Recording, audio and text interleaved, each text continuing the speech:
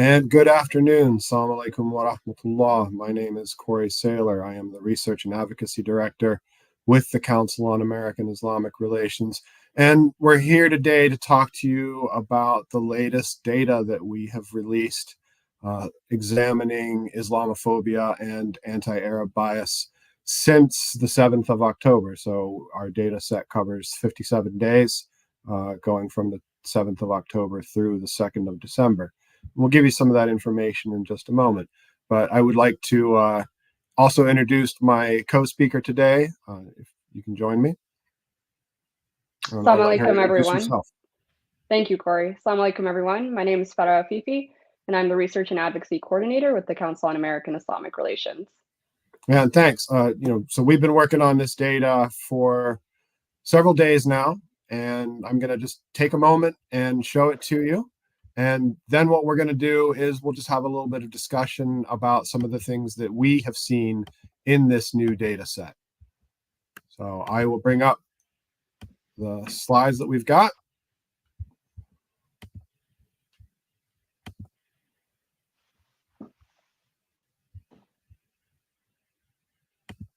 And I think that, as I work on that, the important thing for all of you to know is that this is slightly less than 2 months since this entire situation in the Middle East has gone into a more intense cycle of violence. Once again, obviously the occupation, the apartheid, have been going on for decades at this point.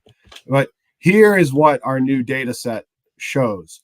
Between the 7th of October and the 2nd of December, CARE as an institution across the country received 2,171 incoming complaints and reports of bias.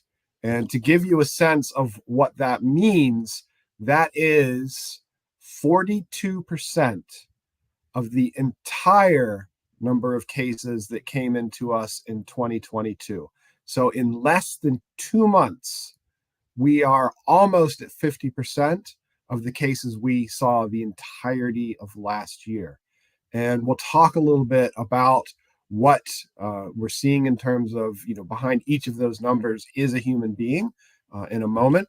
But the other thing that we want you to know as we get this conversation started is that if you compare this last 57-day period that's under examination to an average 57 days in 2022, what that 2,171 means is a 172% increase in the number of complaints and requests for help that CARE has received in the last 2 months. I mean, that's just very difficult to wrap our minds around. Farah, I started alluding there to just the reality that there's a human being behind every one of those numbers.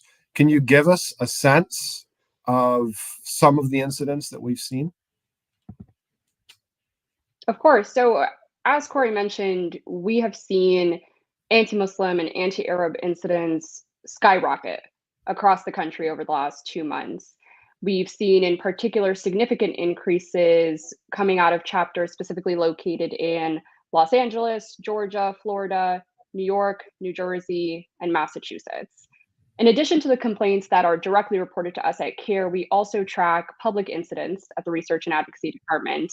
And what we've seen are continued reports of concerning anti-Muslim and anti-Arab behavior against Muslims, Palestinians, and Arabs in this country. So, for example, just last month, video footage emerged and went viral of a former US State Department official speaking to an Egyptian vendor and essentially engaging in a very anti-Muslim and anti-Arab rant on the streets of New York City. Among the many, many anti-Muslim remarks and anti-Arab remarks that he made include the statement, "And if we killed 4,000 Palestinian children, it wasn't enough." This is completely unacceptable behavior, but it is only, unfortunately, a small taste of the kind of attacks that we've seen by former and current US government officials. On the House floor on November 1st, Representative Brian Mast suggested that in this conflict, there were no, quote, innocent, unquote, Palestinians. This kind of rhetoric by US government officials that also goes unchecked by media executives emboldens anti-Muslim and anti-Palestinian actors in public to act against everyday Muslim, Arab, and Palestinian people. We only have to look as far as, Stanford University's campus, where an Arab Muslim student was run over by an individual who made a very targeted anti-Muslim and anti-Palestinian remark at him. And unfortunately, that student has been hospitalized following the incident. So again, we've seen a wide range of very hateful, very public attacks against Muslims, Palestinians, and Arabs that is reflected in this is very huge and very unacceptable number of incidents that have come into care offices over the last 8 weeks. Yeah, there's so much to unpack in what you just said there, and I want to back up to the initial part of your statement, because this is the third time we've released data over the last 2 months, and the further into any crisis you get, you expect that things would start to slow down a little bit in terms of the incoming cases. And I definitely don't want to overstate what slow down means, because if you're working in an organization like CARE or some of our partners who are getting these incoming complaints, like, we're still working well beyond regular human being hours to attempt to help all of these people who are calling us. But when we were working with the data set, you picked out a very interesting trend where that expectation of things dropping off wasn't holding true in certain parts of the country. And you mentioned those chapters. So can you sort of re-mention that again and expand a little bit on that thought? Yeah, thank you for that, Corey. Things have absolutely not dropped off. I think that you're right that we might have expected that over time, anti-Muslim and anti-Palestinian actors might feel less emboldened, or we might see less of these incidents occurring. And unfortunately, that's absolutely not the case.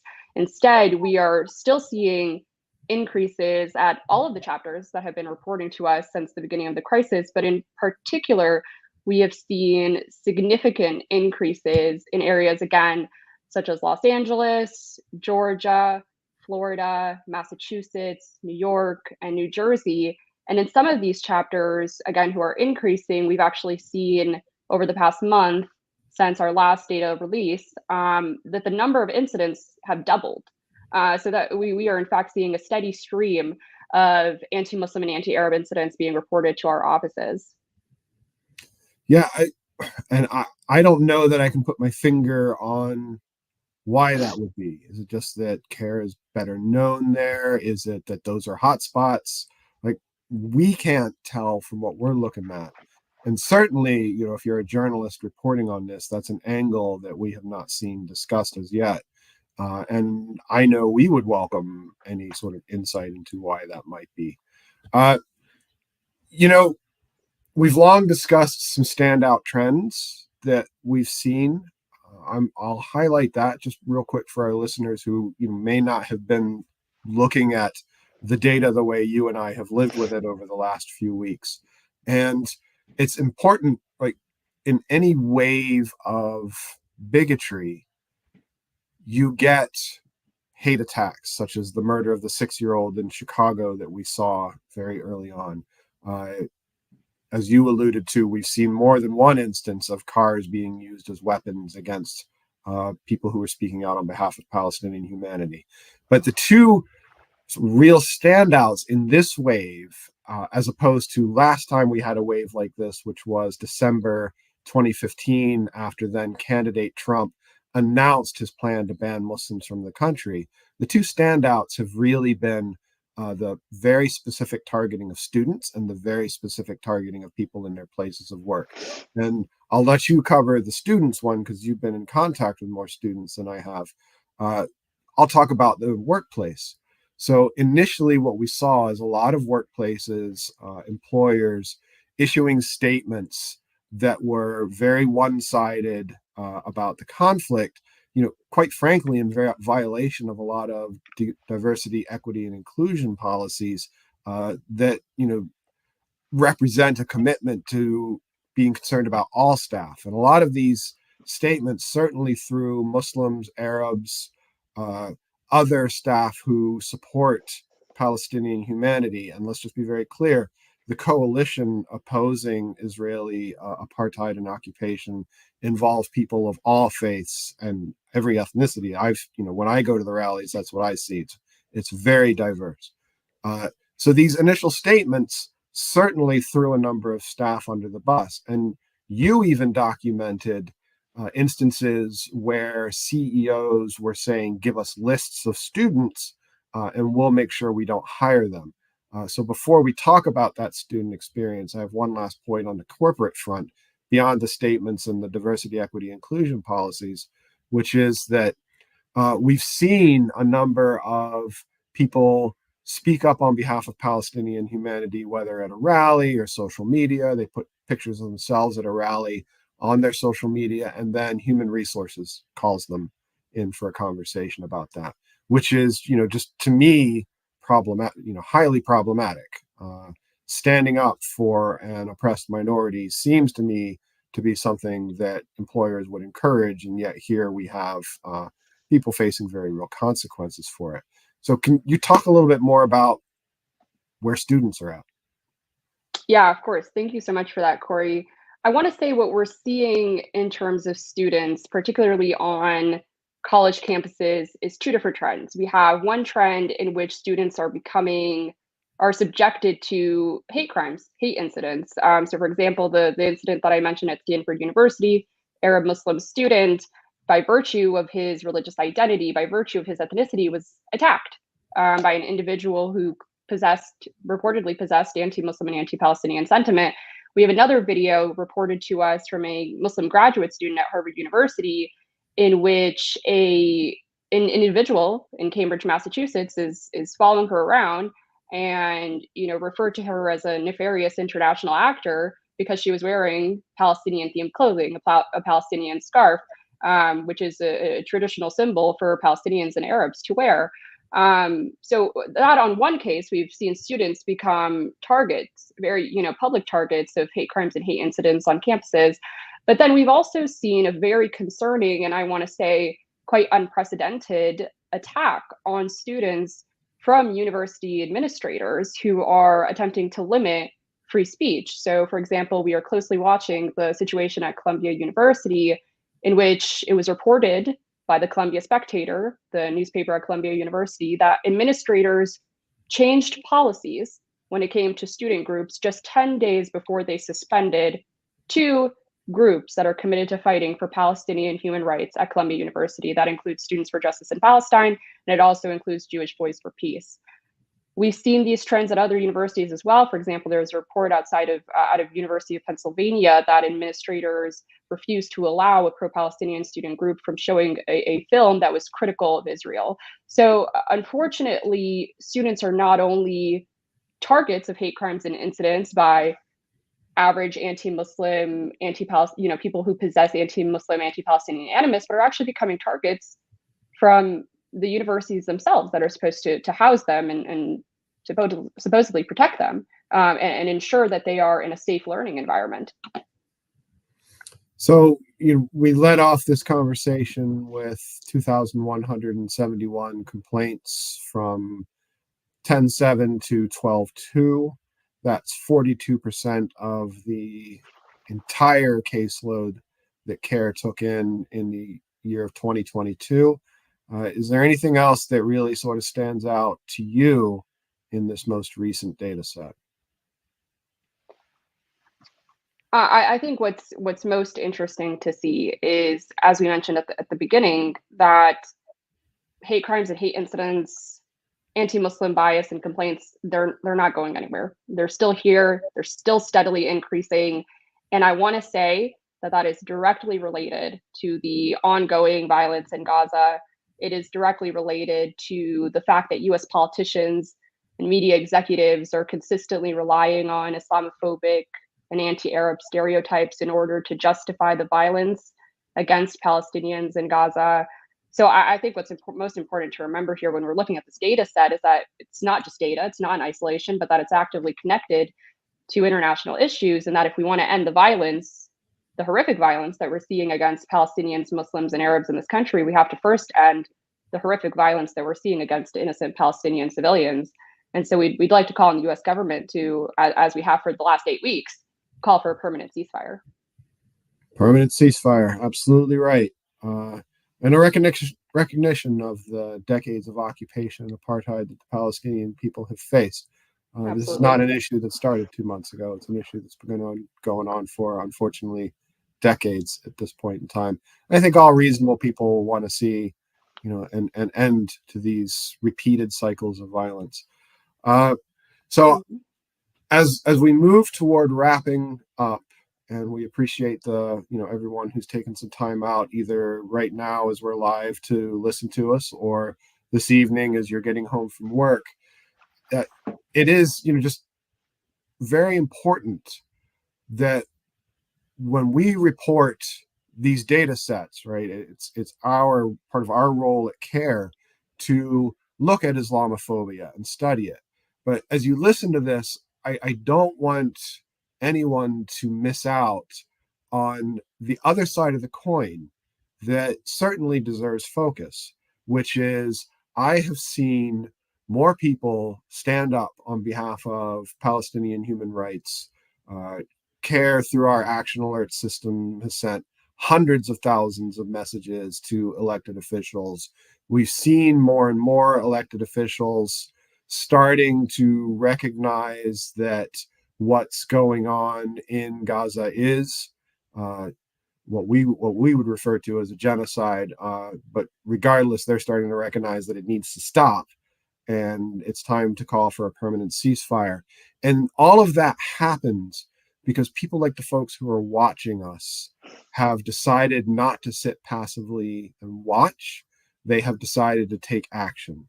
So if we walk away from this conversation about this enormously troubling data set with anything, it's there are people who favor the occupation, who favor the apartheid, who want you to be silent. And that's what a lot of this Islamophobia that we're seeing is about, right?